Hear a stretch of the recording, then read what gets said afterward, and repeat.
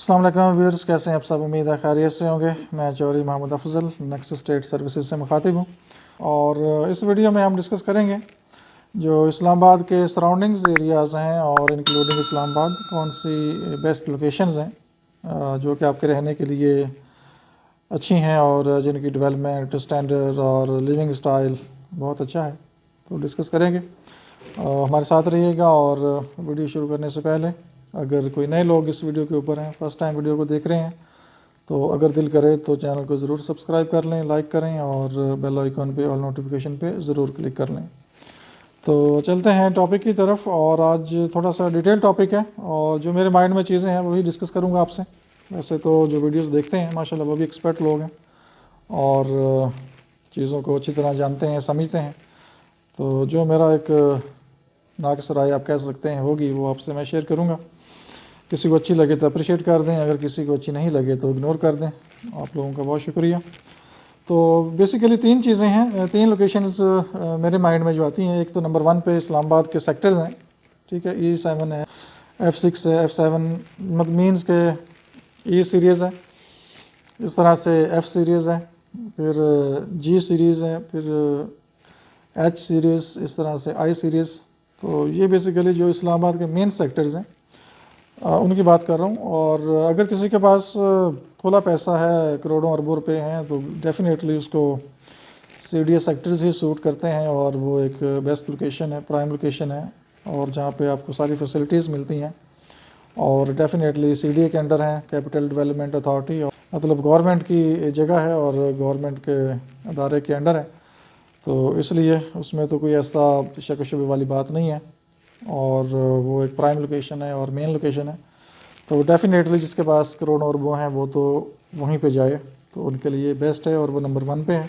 और मैं भी यही रिकमेंड करूँगा कि आपको वहीं बाइंग करनी चाहिए और वहीं आप रहने के लिए अपनी जगह लें, क्योंकि इस्लामाबाद आपको पता है एक मेन सिटी है और इस्लामाबाद में तो हर एक ख्वाहिश करता है कि उसका घर हो। लेकिन जब आपके पास बजट इश्यूज़ आते हैं और बजट के मुताबिक आपने कोई चीज़ लेनी होती है तो फिर आप इस्लामाबाद से आउट सराउंडिंग एरियाज़ को देखते हैं और फिर कोशिश करते हैं कि अगर आपके पास 2 करोड़ है, 4 करोड़ है, 5 करोड़ है, तो उसको आप मैनेज करते हैं कि इस बजट में मैं घर भी बना लूँ, ठीक है, कोई प्लाट भी ले लूँ, साथ जो बच्चों के अखराजात एक्सपेंसेस हैं वो भी पूरे कर लूँ और कुछ सेविंग्स भी हो जाएं। तो फिर जब आप पूरा अपना बजट बनाते हैं, अपने प्लान्स पूरे सारे आप करते हैं, तो उसमें फिर आप देखते हैं कि अगर आप इस्लामाबाद के मेन सेक्टर्स में जाते हैं तो सारे पैसे आपके लग जाएंगे और सेविंग कुछ भी नहीं है और सिर्फ एक घर ही आपका आएगा और खाना पीना बाकी जो एक्सपेंसेस हैं आपके वो कहाँ से पूरे करेंगे। तो जमा पूंजी से आप घर तो बना लेंगे, ले लेंगे, लेकिन आपका जो सर्वाइवल है, जो आपकी ज़िंदगी है, वो थोड़ी मुश्किल हो जाएगी। लोकेशन तो आप इंजॉय कर सकते हैं लेकिन बाकी जो ज़िंदगी के मामलात हैं उनके लिए फिर आपको मुश्किलात का सामना करना पड़ सकता है। तो वही बात है, जिसके पास तो खुला पैसा है और जिसको कोई टेंशन नहीं है वो तो इस्लामाबाद में ही घर ले और वो अगर घर E7 में ले ले, F7 में ले ले, ठीक है, G6 में ले ले, G7 में ले ले, G8 में ले ले। तो ये जो मेन सेक्टर हैं E7, फिर इस तरह से F7, F6, ये तो खैर 1 कनाल का प्लॉट ही आपका कम से कम 20-25 करोड़ का बनेगा। तो ये तो एक बहुत ही हाई लेवल की गेम है। और अगर आप वैसे भी G8 सेक्टर पे चले जाते हैं, जो छोटे प्लाट्स हैं, 5 मरला हैं या 8 मरला हैं, तो वहाँ भी जो घर है आपको कम से कम 2.5-3 करोड़ से स्टार्ट होता है और 5-6 करोड़ तक जाएगा।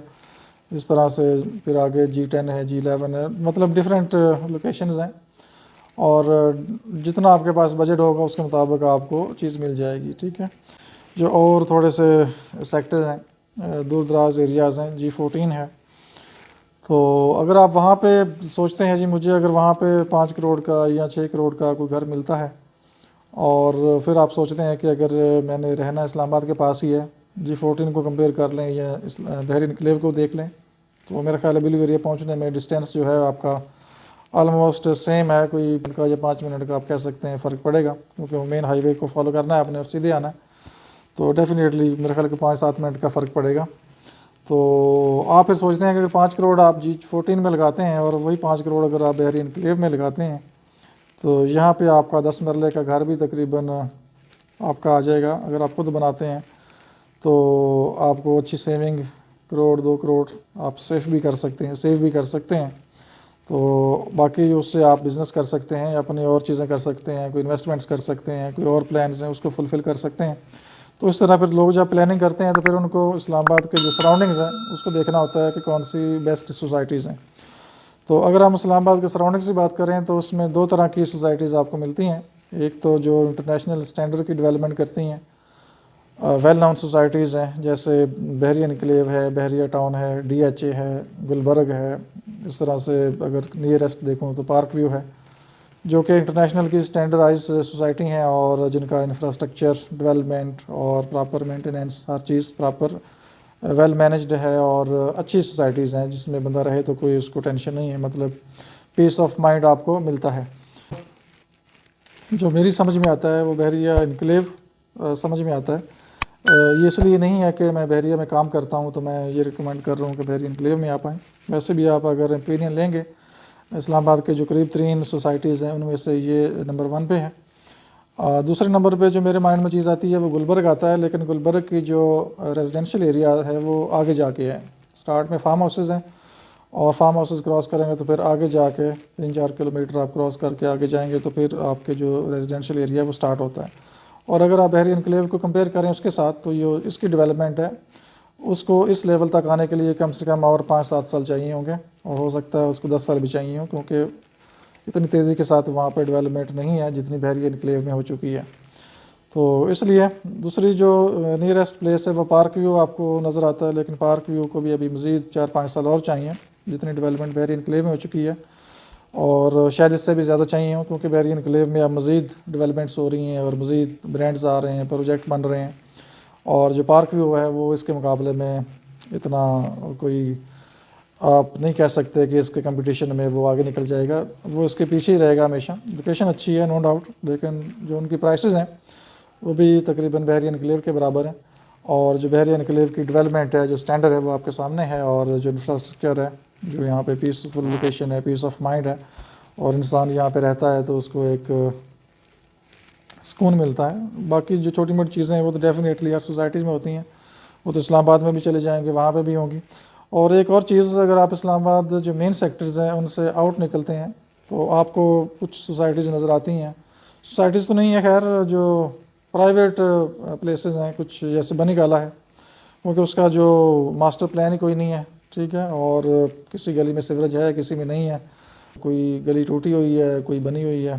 तो कुछ लोगों ने अपनी मदद आपके तहत ही काम किए हैं, और कुछ स्ट्रीट्स ठीक हैं, कुछ बिल्कुल आगे 1-2 किलोमीटर की स्ट्रीट्स हैं और राइट लेफ्ट जिगजैग, तो वो मज़ा नहीं है जो एक प्रॉपर वेल मेंटेन और जो प्रॉपर स्टैंडर्डाइज की सोसाइटी है उनमें है।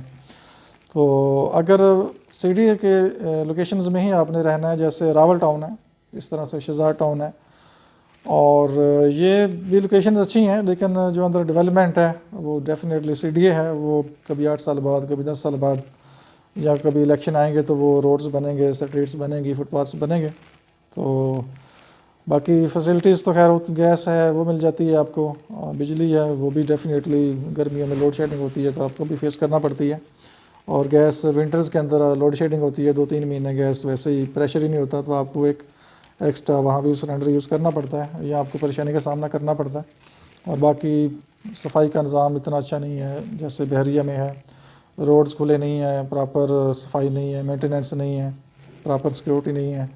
सिक्योरिटी के यहाँ भी इश्यूज़ लोग उठाते हैं, लेकिन मच बेटर जो इस तरह की एरियाज़ हैं उनसे बेटर है। बाकी हिफाजत तो हर जगह अल्लाह ताला की करने वाली ज़ात है, लेकिन आपको जो इंफ्रास्ट्रक्चर मिलता है, जो डेवलपमेंट मिलती है, जो पीस ऑफ माइंड मिलता है, ठीक है, जो फैसिलिटीज़ मिलती हैं, जो मार्केट्स हैं लोकल, हर चीज़ आपको विद इन द सोसाइटी मिल रही है। और फ्यूचर में हॉस्पिटल भी ओपन हो जाएगा इंशाल्लाह, और बाकी ब्रांड्स भी आ रहे हैं। तो नेक्स्ट जो 2-3 ईयर हैं वो काफ़ी इंपॉर्टेंट है, और होपफुली उसमें सारी चीज़ें आपको बहरिया इनक्लेव में ही मिलेंगी। तो मेरे नज़दीक तो बहरिया इनक्लेव मच बेटर ऑप्शन है। गुलबर्ग को देखें, पार्क व्यू को देखें, या DHA में जाएं तो वो वैसे ही थोड़ा आउट हो जाता है, और प्राइसेस वहाँ भी आपको महंगी मिलती हैं। वहाँ भी जो प्लाट्स हैं या हाउसेज़ हैं वो भी एक्सपेंसिव हैं। अगर 1 कनाल की बात करें तो वहाँ भी कम से कम आपको मेरे ख्याल में जो DHA 2 है मिनिमम 7-8 करोड़ तक रेट्स हैं, अब तो खैर ज़्यादा होंगे, मतलब जब हमने 3 साल पहले घर सेल किया था 4.5 करोड़ 4.25 करोड़ का, तो अब तो खैर वहाँ पे मेरा खैर रेट्स बढ़ गए हैं, 6-7 करोड़ कम से कम आपको 1 कनाल का वहाँ पे मिलेगा ऑप्शन। और वहाँ पे जब आप ये जो फैज़ाबाद का एरिया है, ये जब ब्लॉक होता है, धरने होते हैं, तो कंटेनर लग जाते हैं, तो फिर आपका जो रास्ता है वो ये लेतरा रोड है, तो वहाँ से आने के लिए आपको कम से कम घंटा 1.5 घंटा एक्स्ट्रा चाहिए होगा। और बाकी जो इसके अलावा अगर ये जो वेल नोन स्टैंडर्डाइज सोसाइटीज़ हैं, इसके अलावा अगर बात करूं तो बाकी लोकल एरियाज़ हैं, जैसे बात करूं जो चट्टा बख्तावर आ जाता है पार्क रोड पे, ठीक है, इस तरह से शाइन टाउन है, फ्राश टाउन है, ईडन लाइफ है, पता नहीं क्या क्या सोसाइटीज़ बनी हुई हैं, काफ़ी लोकल हैं, गौरी टाउन है जैसे, तो वो 3rd नंबर पे आती हैं। और जिसका बजट बिल्कुल ही कम है और वो कहता है कि मुझे कोई मैटर नहीं करती लोकेशन जो भी हो, मीन्स कि मेरा घर होना चाहिए और एक सर्च पाने की छत होनी चाहिए, तो कोई भी सोसाइटी जो मैटर नहीं कर, डेफिनेटली जो इस तरह की सोसाइटीज़ हैं उनमें फिर उनको ऑप्शंस मिल जाते हैं, ठीक है। तो बहरीन इनक्लेव मैं क्यों रिकमेंड करता हूँ, एक तो इसके जो डिस्टेंस है इस्लामाबाद जाने के लिए कम से कम आपको 20 से 30 मिनट लगते हैं, और क्योंकि यहाँ से आप का जो रावल चौक है वो तकरीबन 15 से 20 मिनट का डिस्टेंस है अभी, चूँकि वो प्रॉपर ओपन हो चुका है और रश वगैरह वहाँ पे आपको नहीं मिलता, और मैक्सिमम 10 मिनट आपको चाहिए 0 पॉइंट या ब्लू एरिया तक जाने के लिए। ब्लू एरिया पहुँच जाते हैं 10 मिनट मैक्सिमम, ठीक है, क्योंकि वो भी आपको सिग्नल फ्री मिलता है। फैज़ाबाद से आपने हाईवे पर जाना है, अगर आप जाएंगे इधर से कश्मीर चौक से सरीना चौक साइड पे जाएंगे तो यहाँ आपको रश का सामना करना पड़ सकता है, ठीक है। और बाकी लोकेशन आप लोगों को पता है, ब्यूटीफुल व्यूज़ हैं यहाँ पे और अच्छी ग्रीनरी है, और उसके अलावा यहाँ पे जो डेवलपमेंट है इंटरनेशनल स्टैंडर्ड की है, इंफ्रास्ट्रक्चर अच्छा है, पार्क्स हैं और स्पेशियस स्ट्रीट्स हैं, रोड्स हैं, और प्रॉपर मेंटेनेंस है यहाँ पे, क्लीनिंग का सिस्टम है, ठीक है, मार्केट्स हैं अंदर, बैंक्स भी आ गए, हर चीज़। और सबसे बड़ी चीज़ यहाँ पे पीस ऑफ माइंड आपको मिलता है, घर अगर आप बनाते हैं या रहते हैं, और अगर आप बाहर निकलते हैं, घूमते फिरते हैं, वॉक करते हैं, बाहर निकलते हैं, तो आपको एक पीस ऑफ माइंड मिलता है, ठीक है। और बाकी छोटी मोटी चीज़ें हर सोसाइटीज़ में होती हैं, लोड शेडिंग का मसला भी चलता रहता है यहाँ पे, तो कुछ चीज़ें ऐसी हैं जो कि इम्प्रूव करने की ज़रूरत है बहरिया मैनेजमेंट को। अगर वो सारी चीज़ें इम्प्रूव हो जाती हैं तो डेफ़िनेटली इससे अच्छी सोसाइटी कोई नहीं होगी, और अभी भी मच बेटर है बाकी सोसाइटीज़ से। और इंशाल्लाह फिर मिलेंगे किसी नेक्स्ट वीडियो में। अपना बहुत सा ख्याल रखिए, हमें इजाज़त दीजिए, अल्लाह हाफिज़।